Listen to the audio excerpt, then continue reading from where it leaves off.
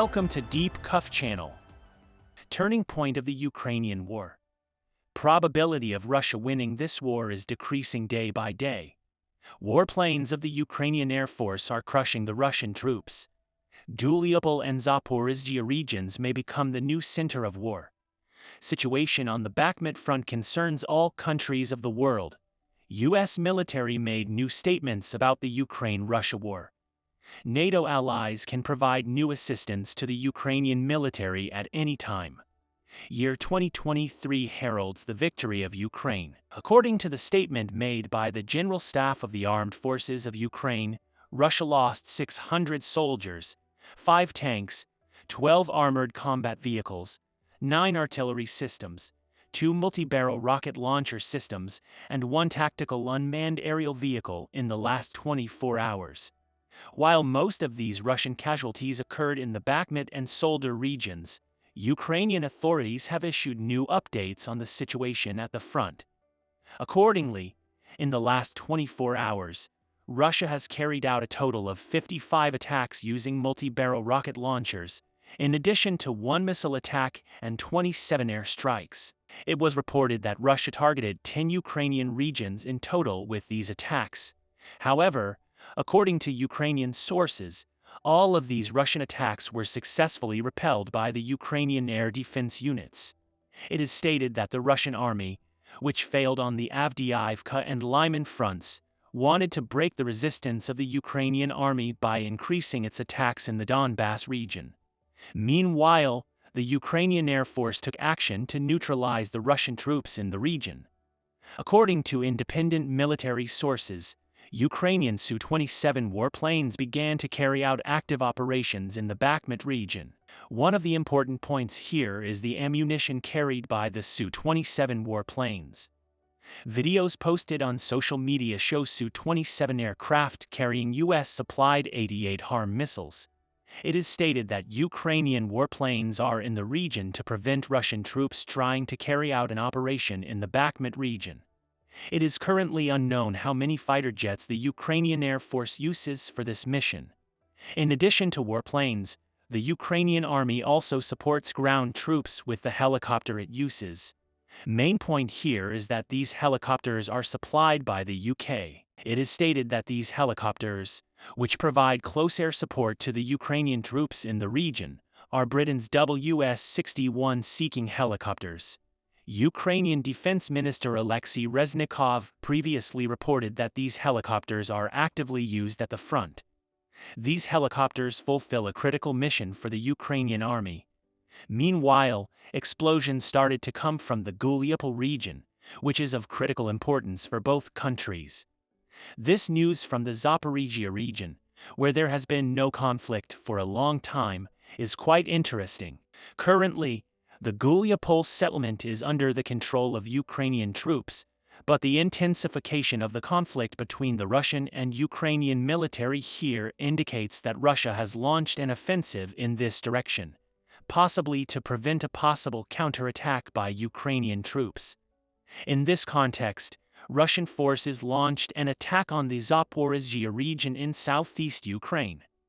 In a statement made by the Kremlin, it was stated that the Russian army started operations in the region and claimed to control more advantageous lines and positions.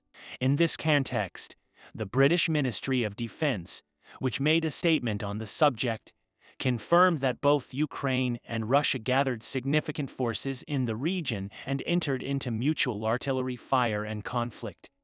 Most important thing here is that most of the attacks were blocked by the Ukrainian air defense systems. After these violent clashes, historical statements came from the U.S. A U.S. Secretary of Defense Lloyd Austin announced a turning point in the conflict between Ukraine and Russia, as part of his meeting with his Ukrainian allies in Germany. It is important that this statement was made after the violent clashes in the south of Ukraine. Southern region of Ukraine has long been known as a region without violent conflicts. However, at the point we have reached, we see that Russia has recently increased its attacks in this region, especially as Russia increases its naval power around the Crimean Peninsula. The possibility of making moves against the Ukrainian troops in this region increases. In fact, the Ukrainian army decided to strengthen the defense lines in the region in order to successfully prevent a possible Russian attack. These statements of the U.S. Secretary of Defense Lloyd Austin were also a call to Western countries. As a matter of fact, simultaneously with Austin's statements, the Independent Institute for War Studies emphasized that the situation in the Bakhmut region should be closely monitored and necessary steps should be taken as soon as possible. In connection with this issue, a senior advisor to Ukrainian President Volodymyr Zelensky urged Western countries to think faster on increasing their military support, a day after Kiev's allies refused to send the battle tanks Kiev had requested. In this context, Britain's decision to transfer Challenger 2 tanks to Ukraine is considered a turning point in world history because this would be the greatest and most advanced aid a state integrated with Western weapons technology could provide to a country using Soviet technology. In this context, Western countries give importance to military training rather than transporting tanks or warplanes to Ukraine. Recently, it is known that Russia wants to launch a massive counterattack against the Ukrainian army using the territory of Belarus. Ukrainian army wants warplanes and tanks from Western countries to prevent this Russian attack and win the war as soon as possible.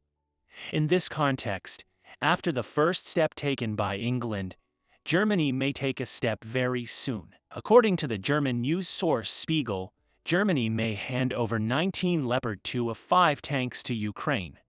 In this context, German Defense Minister Boris Pistorius will examine the Leopard tanks that could potentially be delivered to Ukraine. Allegedly, there are 312 Leopard tanks of different models and levels in Germany.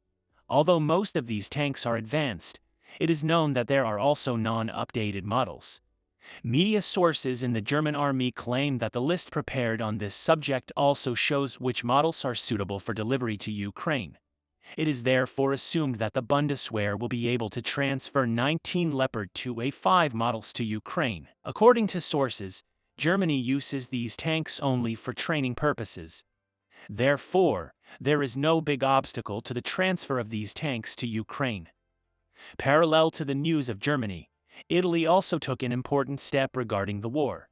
Allegedly, Italy transferred the Panzer-Haubitze 2,155mm self-propelled howitzer to Ukraine. Ukrainian weapons tracker analysts argue that the artillery systems seen in service in the 43rd Artillery Brigade are likely Italian. Number of artillery systems transferred is unknown, but it was previously claimed that Italy will deliver 6 units. While these systems are not as game-changers as tanks or warplanes, their success rate on the front is reportedly extremely high. I hope this help continues quickly. Victory to Ukraine. We will continue to monitor the world and especially Ukraine. We'll see what happens in the next few days. We have reached the end of another video. You can support us by liking the video. You can easily follow new videos by subscribing. I wish you all a war-free day. See you.